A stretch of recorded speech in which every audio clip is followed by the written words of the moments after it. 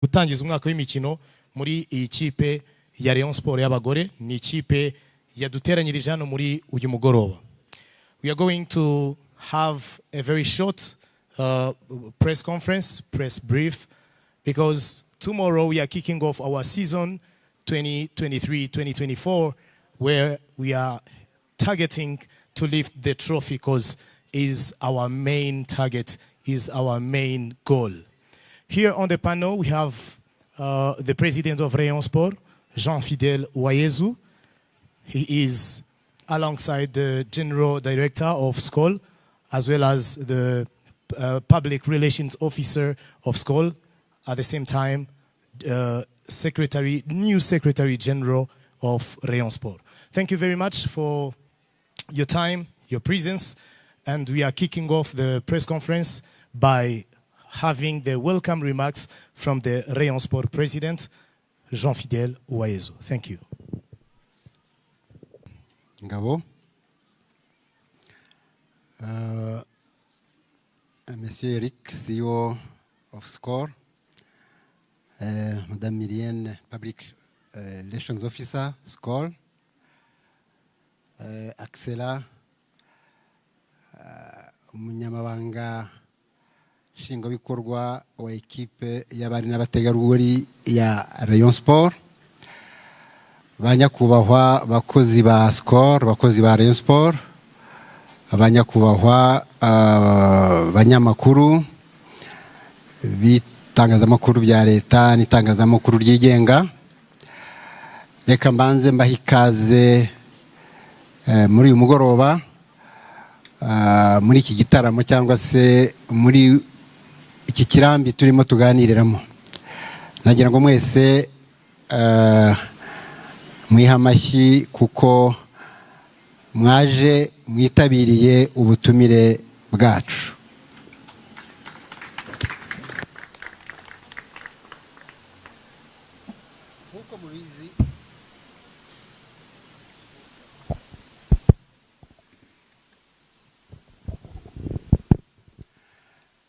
Nkuko twese tubizi,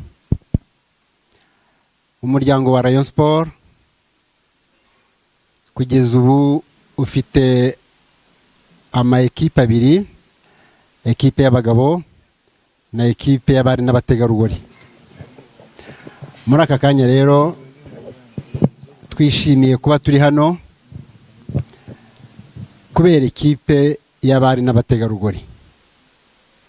Nkuko musanzwe mubizi, iyo umwaka w'imikino ugiye gutangira, tukora icyo twita Rayon Sport Day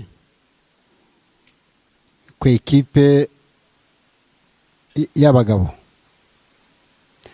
Ekipe y'abari n'abategarugori, nongere mbibutse ko yigeze kubaho, hazaho ibibazo ntiyakomeza, ariko ubuyobozi nkuriye bwa Rayon Sport nk'umuryango twafashe icyemezo cyo gusubizaho ekipe y'abari n'abategarugori, kuko twemera ko umwana w'umukobwa n'umwana w'umuhungu bangana.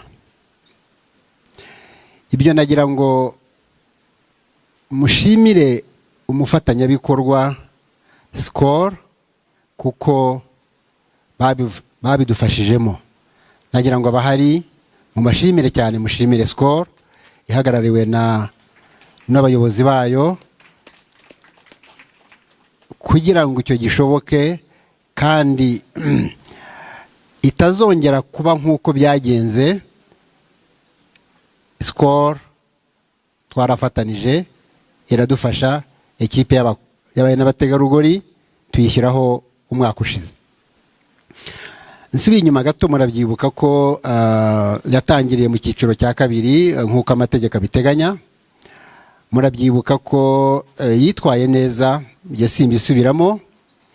Murabyibuka ko yagiye igera kuri finale y'igikombe cy'amahoro, ihuraho na ekipe ya mbere mu cyiciro cya mbere, igasezererwa kuri penaliti.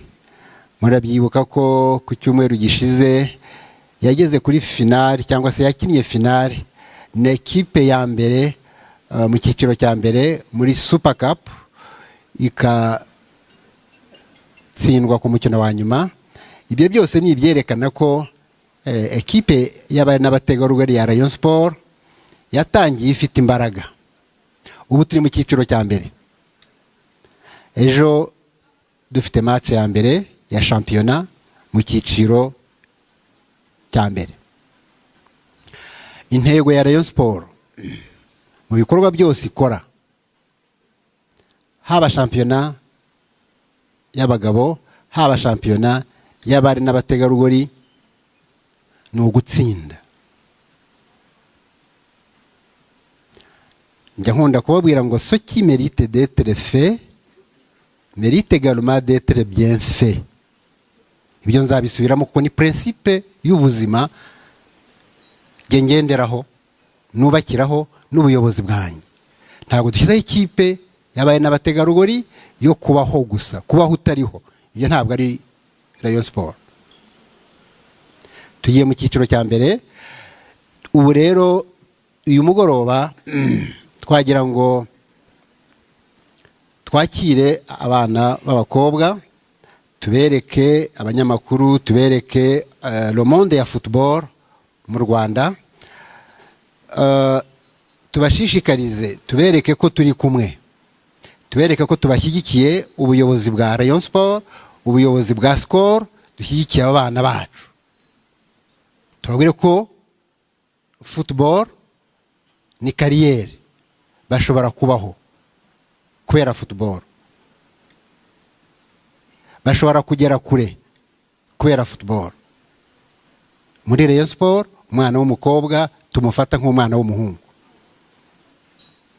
Tugomba kubaka ekipe ya Rayon Sport tutayubakira ku ma ekipe ya hano mu Rwanda. Twababwiye ko ibyo twubaka twe tureba kure. Tugomba kuyubaka igakina shampiyona n'ibyo igakina izindi competition mu Rwanda, ariko tureba ko abo bana bacu ekipe féminine ya Rayon Sport igomba kugera au niveau y'akarere, au niveau ya Afrika. We have to think big, we have to project, we have gukora ibyo tugomba gukora byose. Rayon Sport ekipe y'abakobwa, Rayon Sport ekipe y'abahungu, tukagera ku rundi rwego, tukarenga imbibi za hano. Niyo mpamvu kugira ngo tubereke ko ibyo turimo tubikora kandi twifuza ko tugomba kugera ku ntego. Twashyizeho ubuyobozi bwa Rayon Sport, bwashyizeho secrétaire général wa ekipe y'abakobwa. Murabizi imbere hari umubyeyi witwa Janine wadufashaga muri Rayon Sport, habaho kwitanga, habaho abantu bitanga, habaho, ariko ni byiza kwitanga, ariko ni byiza no kugenda ugera ku rwego ruri professionnel. Ngira ngo nsabe Axela wari usanzwe ari marketing manager wa Rayon Sport, ariko twatanze itangazo mwararyumvise, dushaka abandi abantu baraza bakora interview, ariko nawe uburenganzira bwe habwa amahirwe. Niwe rero waje gutsinda interview yakoreshejwe na Rayon Sport ndetse na Skol dufatanije, muri urwo rwego rwo kugira ngo twubake ekipe y'abana n'abategarugori ikomeye kandi twifuza ko iba professionnel. Niwe rero waje gutsinda, akaba ari we secrétaire général wa ekipe y'abakobwa. Nkaba ngira ngo haguruke mumurebe, abaramutse mumuramutse, nejo mugiye mugira ibyo mumubaza.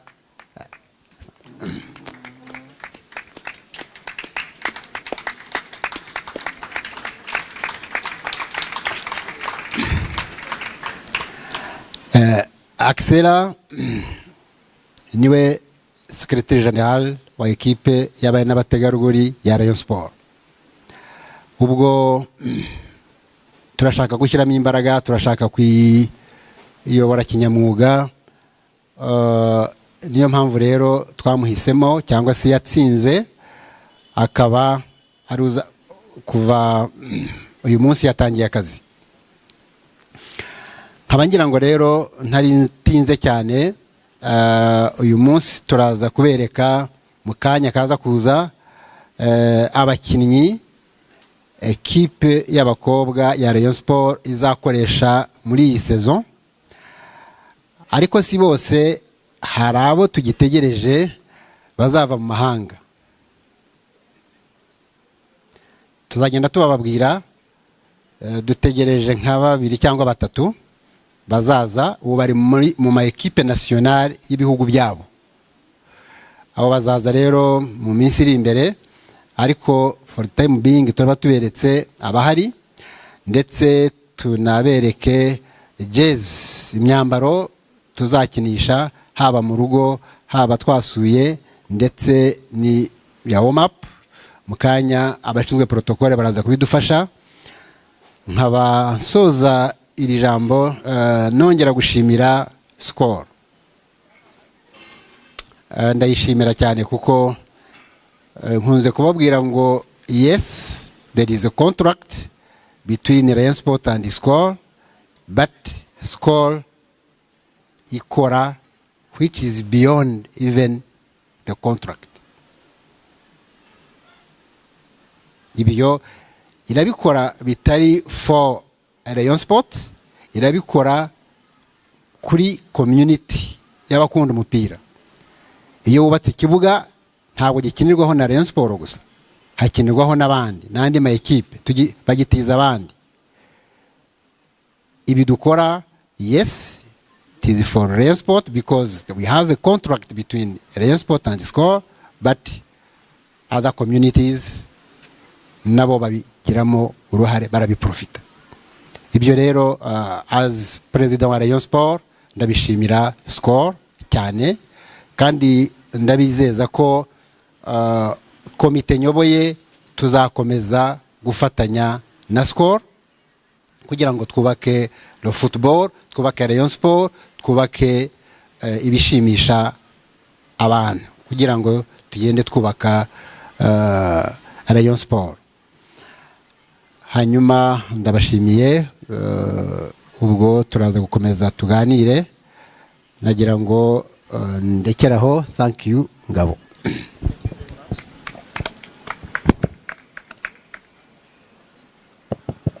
Thank you very much Rayon Sport President. Arakoze cyane Perezida wa Rayon Sport Jean Fidel Uwayezu, anadufashije kuduhera ikaze Axela Benikana, umunyamabanga mushya wa Rayon Sport y'abari n'abategarugori cyangwa se y'abagore. Hanyuma ku rundi ruhande, on the side of President of Rayon Sport, we have a General Manager of Skol Brewery, Eric Gilson. We would like to have your welcome remark from you to the media side. Thank you very much. Good evening, everybody. It's a pleasure for Skol Brewery to be part of this meeting tonight. We really encourage the president of Rayon Sport for what he's been doing since he took over. I think it's really a success. It's really a success. Today we are here for the unique ladies team, and we are very proud.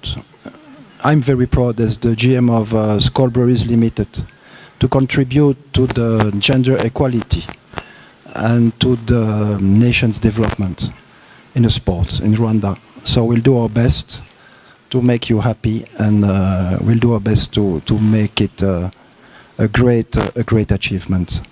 So congratulations to all of you, and we wish you all the best. Thank you.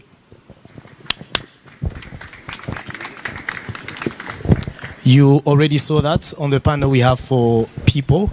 We have our big bosses, but at the same time we have technicians who are going to be ready for your questions. time now is for Q&A, is for questions and answers, because birashoboka ko hari ibibazo muri bubaza abayobozi bacu ariko bakabidirectinga ku ba technicien bari kumwe nabo ahangaha. Of course we have Emilien, public relations officer, amaze igihe kinini akurikirana umupira w'amaguru, kurikirana ikipe y'abakobwa, and dufite na secrétaire général wa equipe ya Rayon Sport. Mu bibazo muri bubaze, feel free, bashobora kuza kubasubiza uko bishoboka kose. Thank you very much. Hanyuma time is yours, media partners, media brothers and sisters, time is for you. Mugiye gutangira kubaza ibibazo, murakoze. Sinzi niba rero hari ibihari, ubwo tuzajya twakira ibibazo bibiri bisubizwe, ibibazo bibiri bisubizwe. Uruzajya uzamura ikiganza niba ufite ikibazo, hanyuma ubivuge, uvuge igitangazamakuru ukorera, hanyuma ubaze ikibazo cyawe. Murakoze cyane.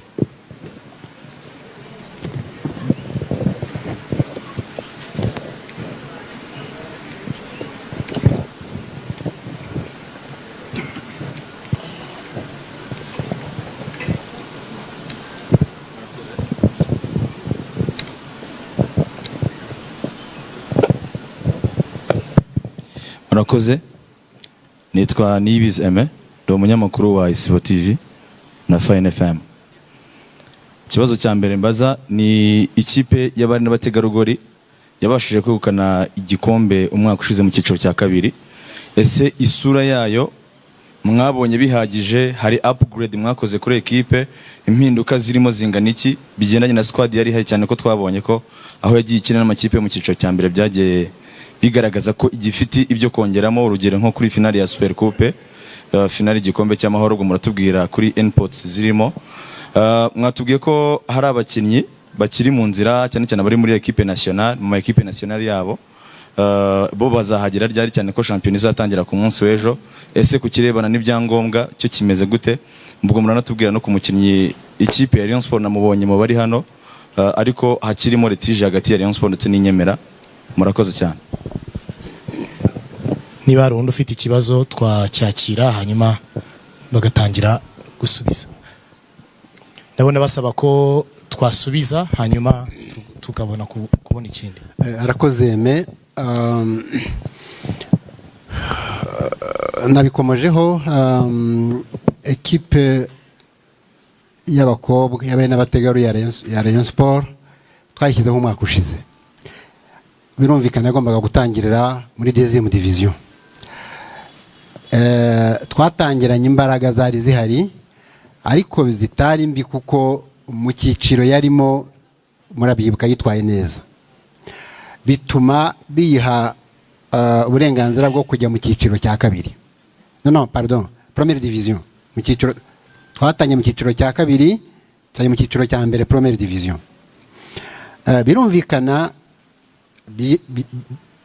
biradusaba gushyiramo imbaraga, kubera ko première division makipe akomeye amenyereye, amaze igihe, amaze imyaka 10 irenga, kandi twifuza kwitwaramo neza, so kujya mu cyiciro cya mbere gusa. Niyo mpamvu twabyiteguye, dushaka abatoza. Hari harimo umutoza Nonde, muramwibuka, ajya mu buzima bundi busanzwe.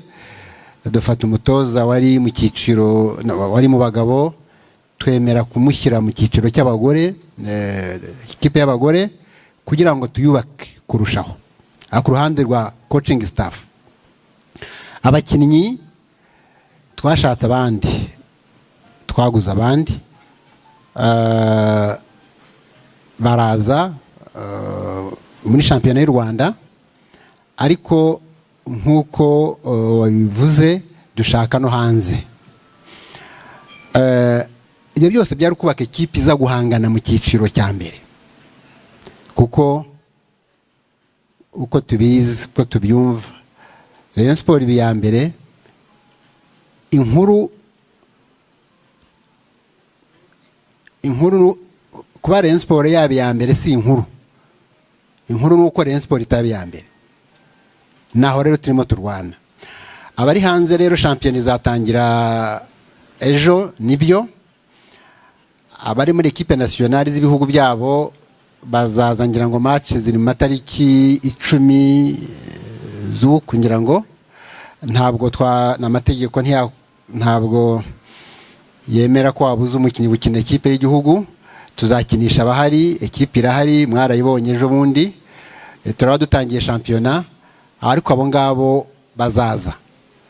Igihe bazazira rero tuzakomeza, nayo mpamvu rero twashyizemo imbaraga kugira ngo ekipe ikomere, ihangane mu cyiciro cya mbere ndetse izanahangane no mu karere, kuko twebwe turafokasinga ku gutwara ibikombe bishoboka, hanyuma tukaba twanahagararira u Rwanda muri zindi competition z'akarere n'izindi zishoboka. Naho nakubwira ko twiteguye rero, twashyizemo imbaraga. Ikindi, ibyo ni kubyerekeye abakinnyi, abatoza, no gushyiraho secrétaire général dedicated for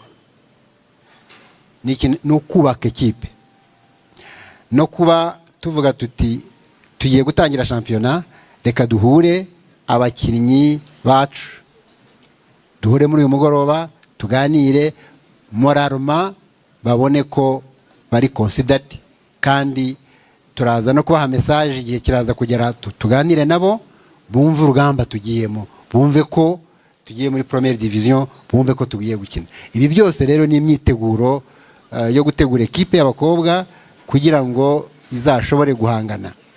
Ndumva ari ibyo nagusubiza kuri icyo kibazo. Babari hanze bazaza, dukomeze badasanga aho tugeze, ariko n'abahari bazahangana, bazatangira gukina shampiyona mu gihe dutegereje abandi. Hari icyo warumbajije cy'ibyangombwa, ibyangombwa by'umukinnyi. Urabizi turi muri football, muri football habamo kontra rero zigiramo utubazo igihe cyose, buriya not only in football n'ahandi. Ariko icyangombwa ni iki? Icyangombwa ni uko abantu bicara bakareba amategeko akubahirizwa, abantu bakaganira. Dufite umukinnyi, umwana w'umukobwa w'umwataka mwiza, uzwi, ngira ngo shampiyona yashize yabaye umwataka watsinze ibitego byinshi, ariko ikipe avamo ntabwo barabyumvikana neza. Ariko ikibazo kiri muri federation, tukaba natwe tugomba kugikurikirana, ndetse namwe ntabwo twifuza ko ekipe yari imufite irengana, ariko nanone bikomeye, ntabwo umwana w'umunyarwandakazi yarengana kubera inda nini z'abanyamapira, ntabwo byashoboka. Ubwo natwe hari ikibanze, nta gukinisha ikiremwa muntu mu nyungu zawe. Kontra nirebwe, ibintu byigwe, wirengana, ariko wirenganya ikiremwa muntu kubera inda yawe cyangwa ibibazo byawe. Ubwo it is my role, my responsibility, it is your responsibility nk'umunyamakuru. Turebe ngo umwana ararengana ntarengana, ikibazo kiri hehe? Ababaye saisi par l'affaire barebe ngo no, bayikemure.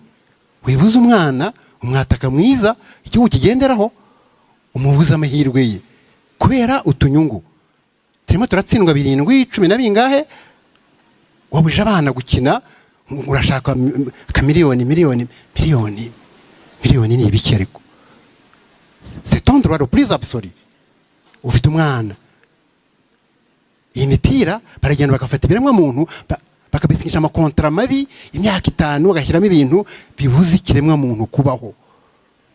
Umwana waje agakina, agaperforminga, akageza igihugu ahagera, ugasanga abantu kubera inda nini.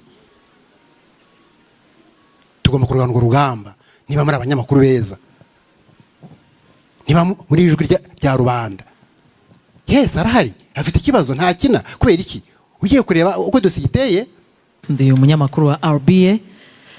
Mbere na mbere turabashimira kubw'uyu mugoroba. Subu sinabangiye ko umufeministira, ariko giye nishimye kuba mwatekereje kuri ibi ngibi nkuko wabivugaga. Tubona Reyode, ariko iyo nabashiki babo mwabazirikanye mu by'ukuri kiba ari ikintu cy'agaciro. By'umwihariko akaba ari Rayon Sport mu bikora. twarabibonye umwaka ushize mukora introduction, tubonye n'uyu mwaka babaye promoted mu cyiciro cya mbere mbere yuko batangira, nabwo muhisemo kubyereka abanyarwanda mbere yuko batangira shampiyona. Njye nababwira ngo ni byiza kandi mukomereza aho ngaho. So bavuye mu cyiciro cya kabiri baje mu cyiciro cya mbere, bahasanze ikipe ya AS Kigali, ni nawe challenge munini bafite ko bamaze guhura inshuro ebyiri zombi result uko zagenze mwarazibonye. Ese kukuza mu cyiciro cya mbere budgets muza gukoresha iraba inganite? Icya kabiri nibyo wavuze ko hari abakinnyi mufite bari mu ma equipe y'igihugu badahari, ariko se kuzamuka mu cyiciro cya mbere mwaba mwarakoze recruitment nshya ku buryo ubu ngubu Rayon Sport yaba hari abakinnyi yarekuye bavanye mu cyiciro cya kabiri, hakaba ari n'abashyashya mwamaze kongeramo bagiye gukina muri iki cyiciro cya mbere? Nibyo ngibyo nabazaga. Nk'uko wavuze cyane cyane ko wavuze ko intego mufite ari ukuza kurenga hano mu Rwanda, kuko turabizi ko ngo hasigariye Champions League y'abagore ariko ihera mu mazone. Ubwo niyo mpamvu narimbaje kuri budget ndetse n'imyubakire ya equipe ku buryo koko yazaba ari equipe ikomeye tuzabona inageze mu mikino ya Champions League, ikaba yanagera ku mukino wa nyuma ikizamuka mu cyiciro cya mbere. Murakoze. Murakoze madame. Ubanza warize finance hari utarize sorry ubanza warize finance, kubera iki ukunze kumbaza budget?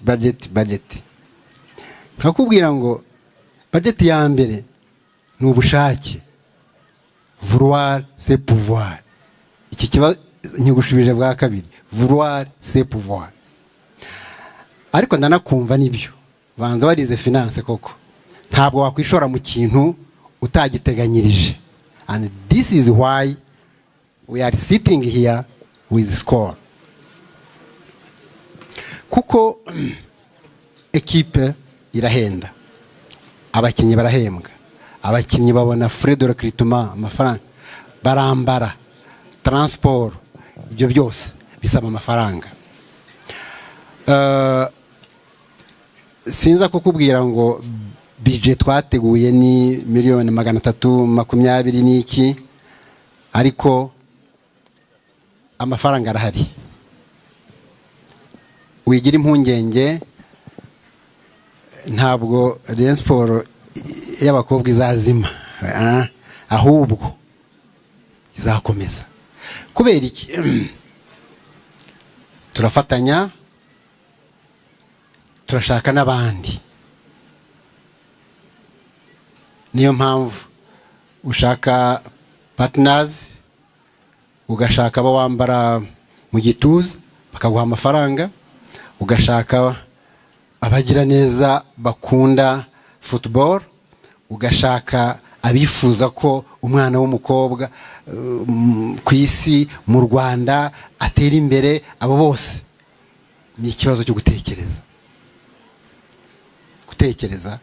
you plan, and this is why twapointinze Axela ni inshingano ze, natwe duhari. So bije rero sorry ni ntagusubiza nkuko ubyifuza, nkubwire ngo this is a certain amount, ariko amafaranga arashakwa. Je nicyo nemera, nacyo nkora. Cyangombwa ni igikorwa cyiza gifite akamaro, umuntu wese yumva ari igikorwa cyiza, amafaranga azaboneka.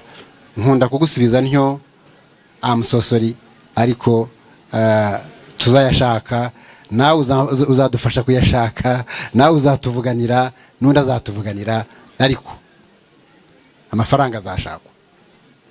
Kandi urabona ibyo byose harimo ubufatanye. Yes, equipe y'abana n'abategarugori ibitaragera ku rwego uvuga ngo get collection, yenda haraza ibihumbi bingahe itikishyire kuri 5, aho ntabwo ndabyemera, ntiturahagera. Ariko hari ikindi twakora, hari ikindi cyakorwa, no gutekereza, no ku hanyuma hanza hari gishamikiye kuri icyo wambajije ku bijyanye no kubaka ikipe no kugura abakinnyi. Yes. Kirasa n'icyayeme, birumvikana iyo wubaka equipe cyane cyane ugenda utera imbere. Umwaka ushize twari dufite abakinnyi ariko hari abo twasanze batari ku rwego rwa Rayon Sport iri mu cyiciro cya mbere. Abo tuganira nabo, bamwe turabarekura, abandi turumvikana bajya mu yandi mayikipe, dushaka abandi abagendanye na Rayon Sport bashobora kuza bagafasha Rayon Sport y'abana n'abategarugori gukina icyiciro cya muri première division. Ikindi, ntabwo Rayon Sport ubuyobozi twubakira Rayon Sport ku ikipe iyi, hari iyo wavuze, hari n'izindi bavuze tuzahura, ariko ntabwo tuzi the sky the limit. Twe niko tureba, wimbwira iyi n'iyi ngo kuko imaze imyaka iyi itwara ibikombe, ibyo simba ikeneye kubimenya. Ikeneye kubaka Rayon Sport yabaye n'abategarugori igera kure. Ntabwo twigereranya n'ikipe iyi n'iyi hano, nuko dutekereza. This is our thinking nka Rayon Sport. Murakoze cyane. Murakoze cyane. Tugiye kwakira ikindi kibazo. Murakoze. Nanjye ndasa nk'ushamikira kuri Rigoga, nubwo wenda mutatubwira bije iri exact, ariko mwavuze ko Skol mukorana yewe bikarenga n'ibiri mu masezerano, ariko mwatubwira Skol cyane cyane kuri ikipe y'abari n'abategarugori ibafasha iki, kuko hari n'ibivugwa ko ikipe yose iri mu biganza byayo, ibafasha iki, ibaha iki? Hanyuma kuri SG mushya muraza kutubwira SG Kana, muratubwira yarasanzwe n'ubundi ari muri Rayon Sport ashinzwe marketing, arabifatanya cyangwa araza gusimbuzwa kuri uwo mwanya wundi yarasanzweho? Du côté de Skol, monsieur le CEO, pourquoi toujours avec Rayon Sport? Pourquoi choisir de travailler avec Rayon Sport? Toujours Rayon Sport. Même, comme on l'a dit, au-delà du contrat. Et que comptez-vous ajouter de plus dans cette équipe cette année, comme elle va jouer la première division dès demain? Merci. Urakoze Frem. Reka mpere ku kibazo cya kabiri. Axela ni SG wa ekipe y'abakobwa, akazi yakoraga tuzashaka abandi bagakora, ntabwo azabifatanya. Tuzashaka abandi bazakora ako kazi, we aza inshingano ze ni inshingano za secrétaire général wa ekipe y'abakobwa. Hanyuma utese Skol ibaha iki? Iduha byinshi.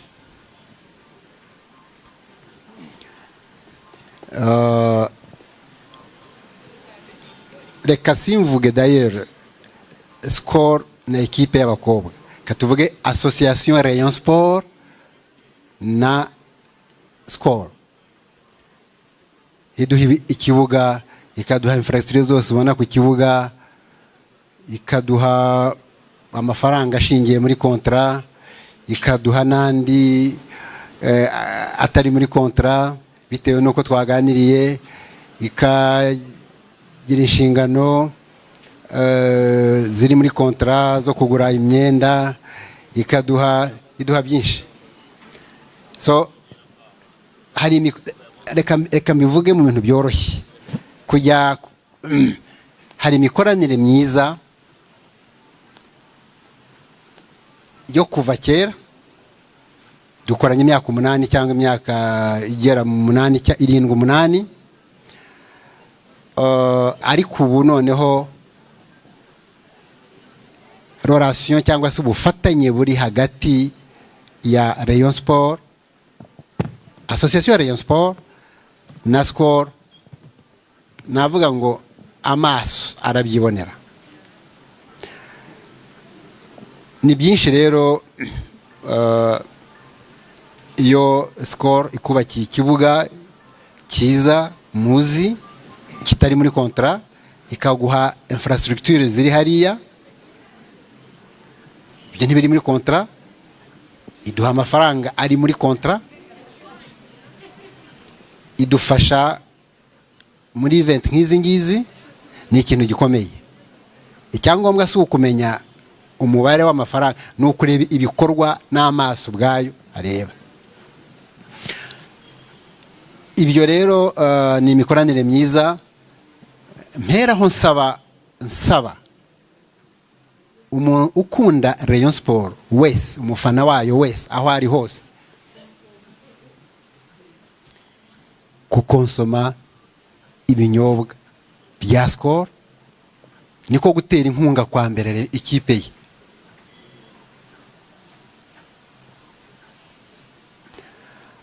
Utese igihe nikizagera ikajya mu maboko yaho. Amategeko avuga ko equipe Rayon Sport ni y'abafana. Abafana nibashaka ko Rayon Sport ijya mu maboko ya Skol nayo ikabishaka, ibyo bizaganirwaho. Ariko icyangombwa ntabwo sofa Skol ifite inshingano zayo, ifite uko ikora, ifite business yabo. Rayon Sport natwe turi muri football, ariko icyo kintu kibaye mu nyungu za Rayon Sport zo guteza ikipe imbere igakomera, na Skol ikabyungukiramo. Nkeka ko abareyo twakwicara tukabiganira ngo ariko iki kintu cyaba ari cyiza tugikoze. Ariko ibyo ngibyo nyine ni ikibazo wabazaga. Kugeza ubu Rayon Sport ni urwego rw'amategeko, ni y'abakunzi bayo, ni ya fan club. Hanyuma tukaba dukorana na Skol. Skol ifite inshingano zayo, ibyo ni ibindi byazareba. Cyangombwa ni uguteza imbere, nuko impande zombi zifashanya muri mu nshingano zazo za buri munsi. Murakoze. On the side of Skol. Why are we supporting Rayon Sport? Because this is the best team to support, to sponsor. Because of the close relationship we have, because we are working in transparency.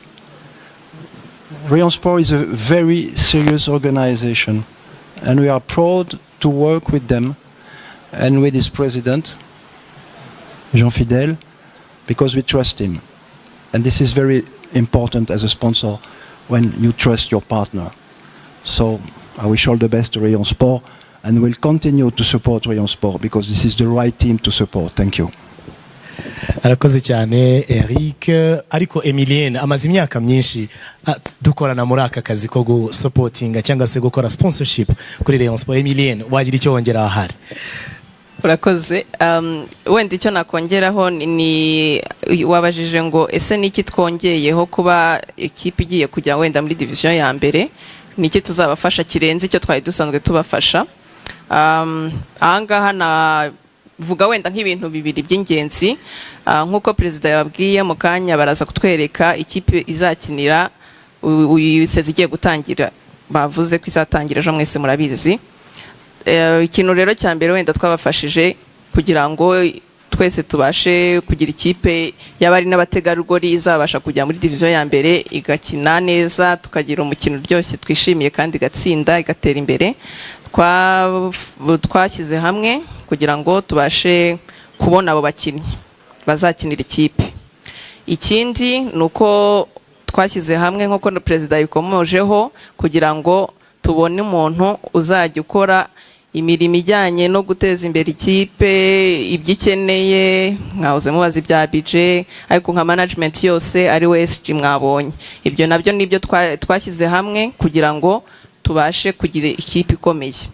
Rero nk'uruganda rwa Skol twashyize hamwe na Rayon Sport dufatanya kuri ibyo bintu bibiri by'ingenzi. Hari n'ibindi bindi ariko ibyo ngibyo nibyo nagira ngo nkomozeho. Murakoze. Arakoze cyane PR Emilien. Tugiye kwakira ikibazo. Sorry. Reka arakoze Emilien, reka mbishimangire. Muri recruitment z'abakinnyi uyu mwaka, umwana w'abakobwa Skol yabigizemo uruhare. Ni nayo mpamvu nababwiye ngo dutegereje abakinnyi beza bari mu ikipe nationale y'iwabo. Ibyo si ibanga rwose ahubwo arakoze kubinyibutsa, babigizemo uruhare, batanze amafaranga, dukora recruitment nziza, ndayibashimira. Icyo ni kimwe. Transparence bababwiye, Rayon Sport dukora muri transparence. Skol ni izahemba SG, umushahara we ni Skol. Sinagiye muri detail mbere, ariko noneho ibyo ngibyo ni byiza kubishimangira. Ibyo byanabagaragariza uruhare, imbaraga, ubufatanye bwa Skol na Rayon Sport. Ibyo mu izina ry'umuryango wa Rayon Sport nka president ndabishimira Skol. Icyo ni kimwe mu bindi badufasha, bafasha football, bafasha Rayon Sport, bafasha football muri rusange. Thank you. Mbere yuko tufata umwanya wo kugaragaza ku mugaragaro imyambaro ikipe ya Rayon Sport izakinana muri uyu mwaka w'imikino, reka twakira ikibazo cya nyuma. Abafite ibindi bibazo byihariye turaza kubona umwanya wo kubibaza nyuma ya live press conference. Reka twakira ikibazo cya Saddam yamanitse mbere. Murakoze, nkuko Ngabo abivuze, nitwa Mihigo Saddam, nkorera radio na televiziyo Sango Star. Ikibazo cya mbere ndakibaza perezida w'umuryango wa Rayon Sport, Uwezo Jean Fidèle. Rayon Sport imaze kugaragaza ko aho ibereye modern, ni ikipe yahoze ariko ubu ngubu turi muri era yuko ari ikipe iri modern bigendanye n'aho isi igeze, donc ntabwo ikiri analogue par rapport n'ibikorwa ikora. Ndabaza nti nko ku makipe twireferaho hano hafi tagiye kure, nko muri Tanzania iyo hari ikipe yitwa Simba, hari ikipe yitwa Yanga, bose bafite amakipe y'abagore mwatumiye from out cyangwa se ikipe ivuye hanze, mwazabireba kubera ko hari ukuntu ubona nka donc sport y'abagore iba nka second choice mu Rwanda. Akenshi uzababaza benshi n'ikipe babaza bakangisha yitwa AS Kigali ikora imyitozo saa 6. Ibaza umwana wawe cyangwa umugore wawe cyangwa sheri wawe ukora imyitozo saa 6, ni ikibazo gikomeye cyane. Nyine ubona sport y'abagore ifata nka second choice.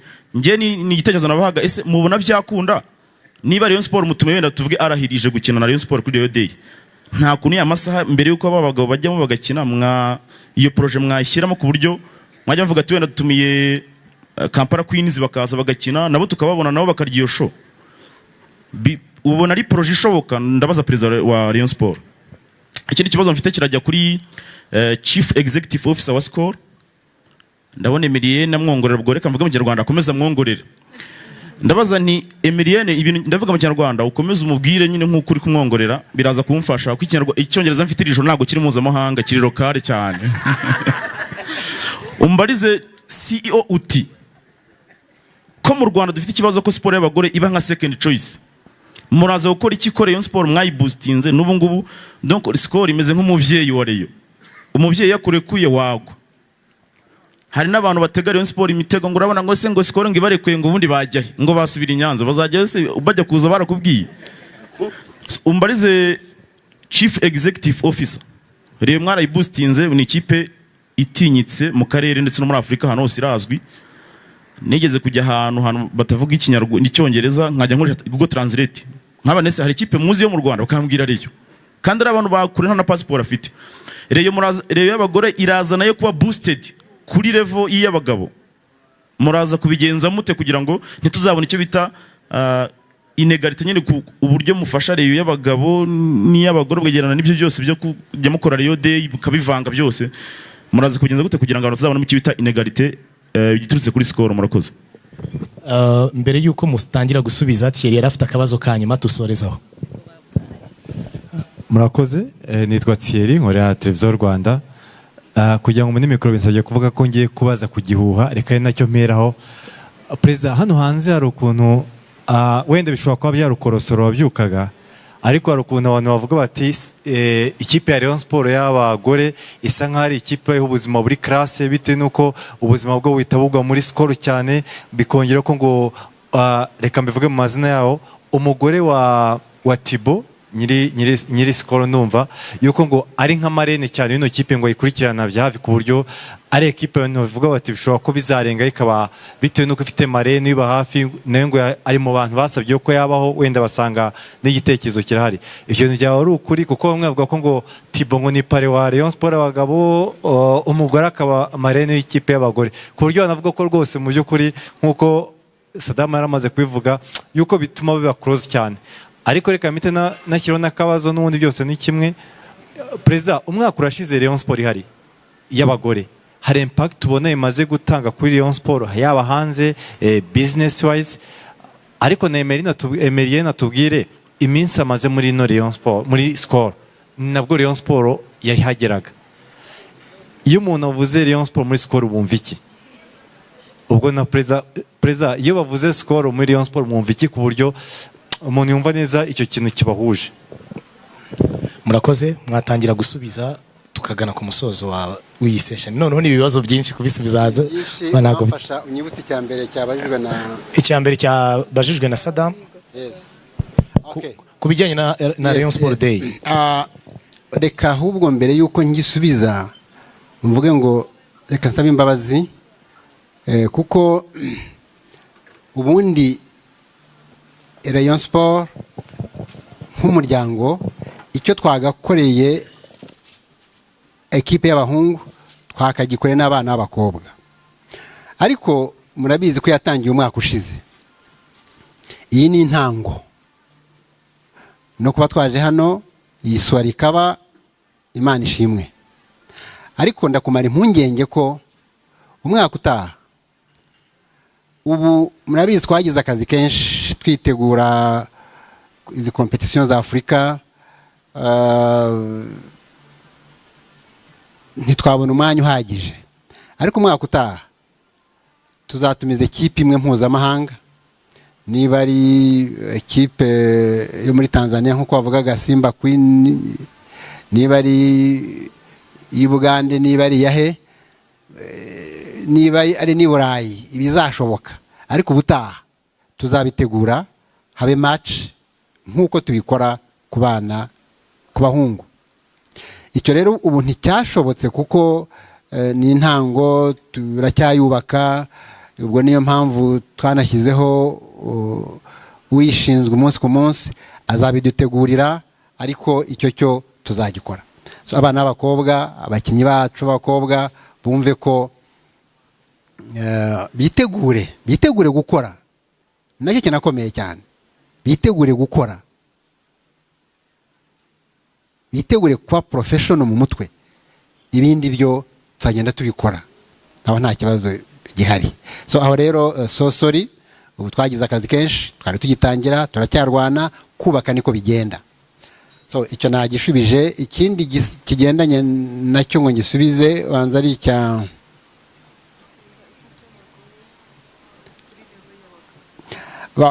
ibibazo birajya gusa kwiboostinga kuri level y'abagabo. Icyo nababwiye ni iki, Rayon Sport turayubaka, haba ikipe y'abadamu, haba ikipe nayo byonyine. Ibi birakwereka agaciro tuyiha. Ibimaze gusubiza ikibazo cya Saddam, birakwereka uko dutekereza Rayon Sport. Nayo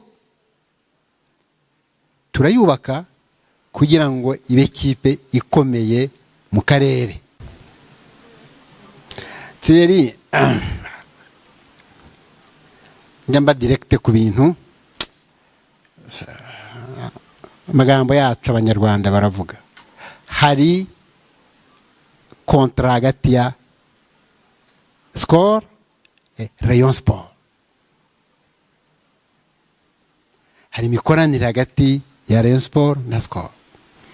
Skol ifasha Rayon Sport kubaka ama ekipe yayo biciye muri kontra partnership no kuba bishimiye ubuyobozi bwa Rayon Sport bayibabwiye.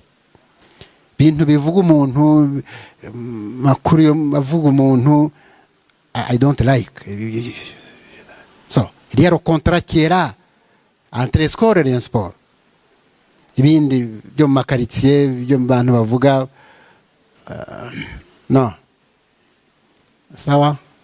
Yes, Skol rwose CEO yababwiye dufitanye imikoranire myiza, barateza imbere football, barateza imbere, barafata Rayon Sport, turakorana Rayon Sport, turakora ibishoboka byose ngo twubahirize amasezerano tuba twagiranye.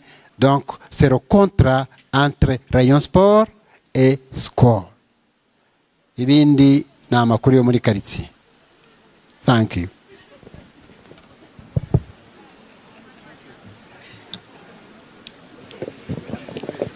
Murakoze, tugiye kwakira ibisubizo biturutse kuri side ya Skol.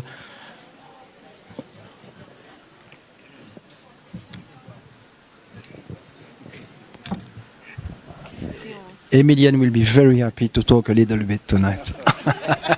But I will say words. Thank you. Ndumva ni ibibazo bibiri, hari icya Saddam n'icya Thierry. Ikigendanye wenda n'akarusho, nikamubyita akarusho, dushobora kuba duteganya gushyiraho kugira ngo ikipe y'abari n'abategarugori tuyizamure wenda ku rwego rw'ikipe y'abagabo.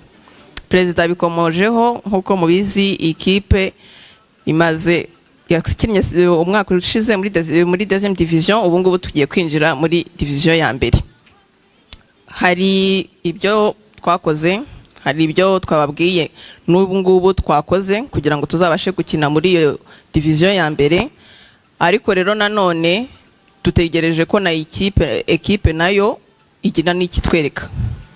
Nkuko perezida ibivuze, iracyatangira, ntago turagera ku rwego ruri hejuru cyane, kuko niba ukinnye umwaka umwe tugiye gukina umwaka wa kabiri, ntago dufite wenda imbaraga zo kuba twaba twashyizemo ngo hitizamuka igere kuri urwo rwego, ariko nicyo tuyitegerejeho. Dutegereje ko izamuka, kandi natwe tukaba tugerageza kuyikorera ibintu bimwe nk'ibyo dukorera ikipe y'abagabo. Wenda nk'uko mujya mubibona, hari uko tujya duhemba umukinnyi w'ukwezi. Aho ngaho niba duhembye umukinnyi w'ukwezi w'umuhungu, turahemba n'umukinnyi w'ukwezi w'umukobwa, kandi ibyo tubahembye biba ari bimwe. Niturebe ngo umuhungu arahabwa wenda ngo igihembo kiri hejuru, umukobwa ahabwa icyo hasi. Aho ngaho dushaka ko umwari n'umutegarugori, umuhungu bose tubafata ku kigero kimwe. Rero uko tuzajya tugenda tuzamuka, tuzajya tugenda twese dufatanya kugira ngo hatagira umuntu usigara inyuma. Umwari n'umutegarugori nawe tumuzamure mu mukino, waba ari umupira w'amaguru ariko no muri siporo muri rusange nk'uko uruganda rwa Skol rusanzwe rubikora. Ku kibazo cya Thierry, ngo Rayon Sport tuyifata gute mu ruganda, buriya se wagize ngo hari ikindi gisubizo uretse kukubwira ngo ubajije ngo ikipe ni iyihe, turagusubiza ngo ni Rayon Sport. Bakubajije ngo ese umufana uri muri iki kigo cyangwa muri uru ruganda afana iyihe kipe, utavuze ngo uwuhe mukino, utavuze ngo foot, utavuze ngo basket, utavuze ngo volley, buri muntu ahita yumva football, kandi football kuri twebwe ni Rayon Sport. Murakoze.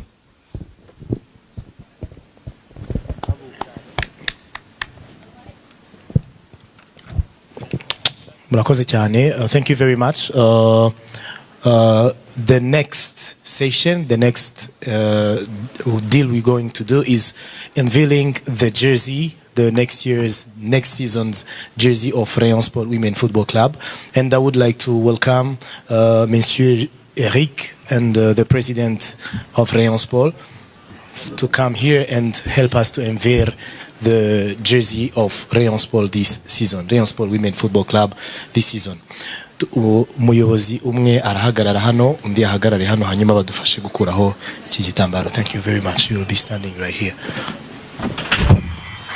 Abafotografe nabo babukere rero, hanyuma bakora akazi kabo ko bikwiye. We are removing this towel.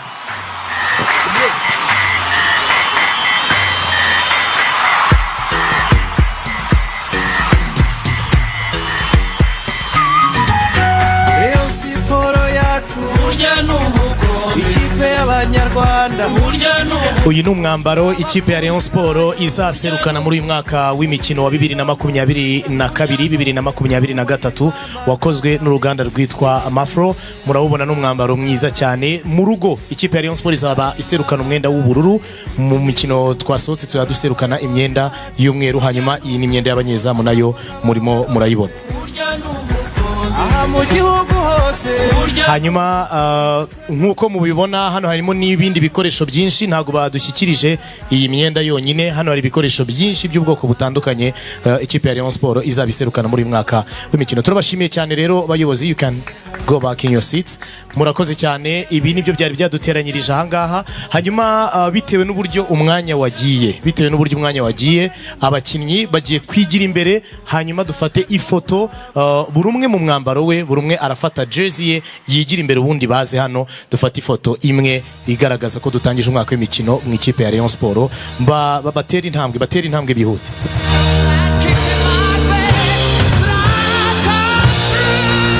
Bigira imbere ndabona bagihagaze, bigira imbere umwe agenda aza. Ntabwo turi buhamagara amazina yanyu, mwigira imbere mwese muhitemo fata iyo foto imwe y'urwibutso. Ntabwo turi bugende duhamagara izina kuri indi bitewe n'ukuntu amasaha yagiye.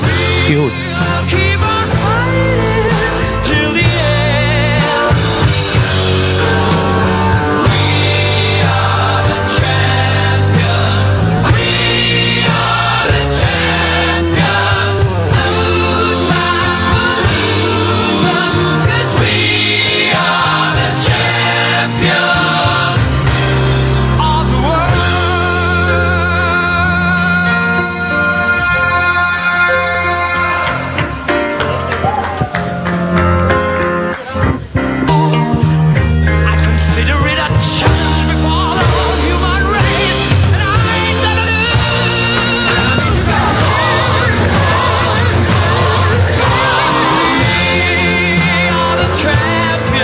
Murababona baragenda batambuka, biteguye umwaka w'imikino, biteguye guhangana,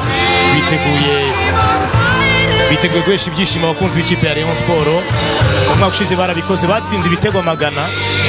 Umwaka ushize twanagize amahirwe nk'uko perezida wa Rayon Sport yagiye abivuga, twamuritse impano yanatumye umwe muri bo asohoka muri shampiyona y'icyiciro cya mbere mu Rwanda ajya mu gihugu cya Uganda aho yagiye gushakira umugati. Niyo ntego yacu, twebwe ntabwo tuzigera tuzitira abakinnyi, ahubwo tuzifuza ko bakomeza gutera imbere. Ubonye aho ashakira umugati agahita rwose yambuka, agahita agenda. Ngaba rero abakobwa bagiye kubana natwe muri uyu mwaka w'imikino, ni abakobwa biteguye gukora ibyo ikipe ya Rayon Sport itakoze mu myaka yose ishize, kubitewe nuko ntabwo ari ubwa kenshi iyi kipe igiye gukina shampiyona y'icyiciro cya mbere mu Rwanda. Abakobwa barimo Itangishaka Claudine, barimo Uwimana Francine, barimo Niyonsaba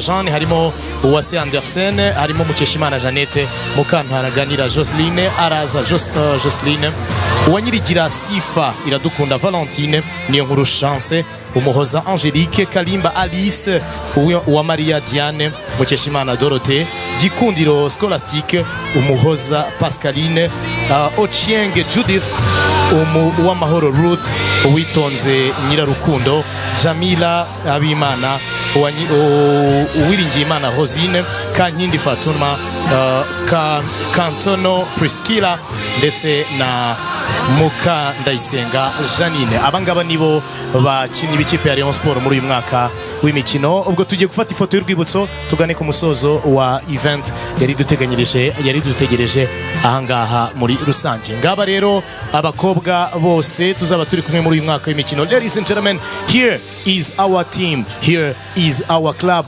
here is our everything that we're going to be looking after. Abagize itsinda ry'aba staff rero nabo bigira imbere, ubundi bafatanyirize rimwe iyi foto. Abatoza bayobowe na Rwaka Claude ndetse nabo bakorana nabo bigira imbere, ubundi bafate ifoto y'urwibutso hamwe n'ubuyobozi bwa Rayon Sport hamwe n'ubuyobozi bwa Skol. Iyi ni imyambaro, ntabwo ariyo kipe ya mbere yambaye neza muri sport y'abagore mu Rwanda ubukweri. Rigoga na Yvonne muyikurikirana buri munsi mumbwire, siyo ya mbere. ni uko nguko rero ubufatanye na Skol burimo buragenda bugira urwego rutugezaho. Hanyuma abagize staff nabo bigira imbere, abakinnyi baba bavuyeho nta kibazo. Hanyuma abagize staff nabo duhite dufata ifoto y'urwibutso, ubundi tugane ku musozo wa event yacu uyu munsi. Ladies and gentlemen, this is the Rayon Sport Women Football Club Gala Night 2023. Nguko uko bimeze kabisa. Abangaba nibo bazaba bari kumwe n'abakinnyi, nibo bazakomeza kubana n'abakinnyi kugira ngo bashobore kubashoboza. Harimo abatoza, harimo abaganga, harimo aba kick managers, harimo nabo muri management muri rusange. Security officer Murego Filimoni mwamubonye nawe arahari cyane, azaba ari kumwe n'iyi ekipe. Axela Benika nani uzaba ari umuyobozi wa projet, uyu nguyu azaba ari secrétaire général wa ekipe ya Rayon Sport muri mwaka w'imikino. Abangaba rero nibo bagize staff ya ekipe ya Rayon Sport, hanyuma bahagarara neza, hanyuma bagafata ifoto y'urwibutso. Bamwe bajye ku rundi ruhande kugira ngo ifoto ifatwe neza cyane. Bamwe bafate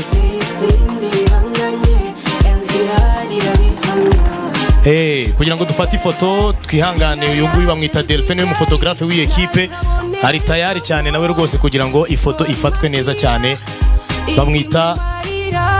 Bamwita fotografe wa kimataifa, niko jye yiyita nawe. Iyi Rayon Sport rero ikaba itangije ku mugaragaro mu mwaka w'imikino 2023-2024. Murakoze cyane. Hanyuma igisigaye ni cocktail tugiye gusangira, twishime kuri uyu mugoroba. Nta mpamvu yo kubazitira, n'abari bushake gutaha ntabwo bari wowe bamenye rwose, bemerewe kuva ahangaha bakaba bajya n'ahandi, ariko turakomeza no gusangira ibinyobwa bya Skol birahari mu nzego zose, Skol Malt, Skol Lager ndetse n'ibindi binyobwa byose bya Skol. Jye nivugiye ibisembuye kuko ari byo nshoboye, ariko n'abashoboye panache, abashoboye virunga, rwose mwese muri muhawe ikaze. Hanyuma ubwo ngubwo abanyamakuru mwakoze cyane kuba mwabanye natwe kuri uyu mugoroba, ubwo ibi ni aho ubutaha. Hanyuma mu kanya gatoya, mu minota mike abakinnyi nabo babe batumva, tugiye kugira cuisine interne hariya hasi kuri etage ya mbere. Tugiye kugira kuganira, gusangira hagati y'ubuyobozi bwa Rayon Sport ndetse n'ubuyobozi bwa Skol hariya hasi muri etage ya mbere. Abanyamakuru twe turasigara hano hejuru dusangira natwe kwacu, ariko cuisine interne iby'imbere muri Rayon Sport dushaka kurangiza tugatangira umwaka w'imikino, intego zihariye, turaba turi hariya muri etage yo hasi muri ground floor. Thank you very much.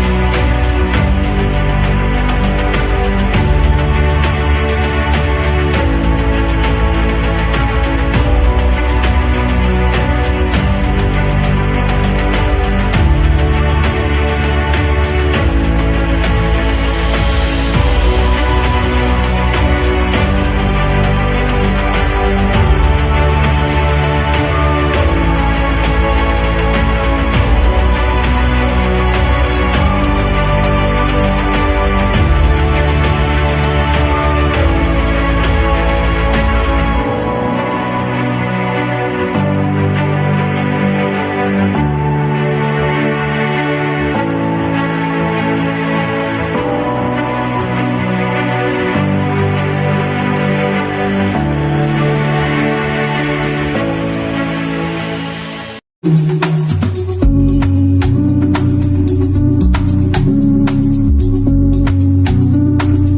defines us as Africans? Is it a trend? Or dance?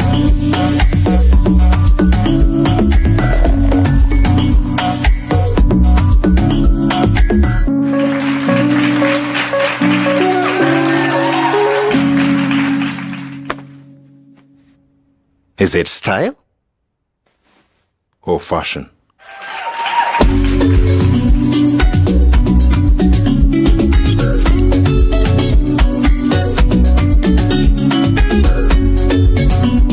Well, Africa values taste, and that's who we are. Skol Lager, brewed in Africa since 1965. In business, I always challenge my partners to give 100%. Because I always give 100% in every part of my life. So there is no compromise when it comes to choosing our first home. Because this is what success looks like to me. I choose to celebrate at my place and with my people who deserve only the best.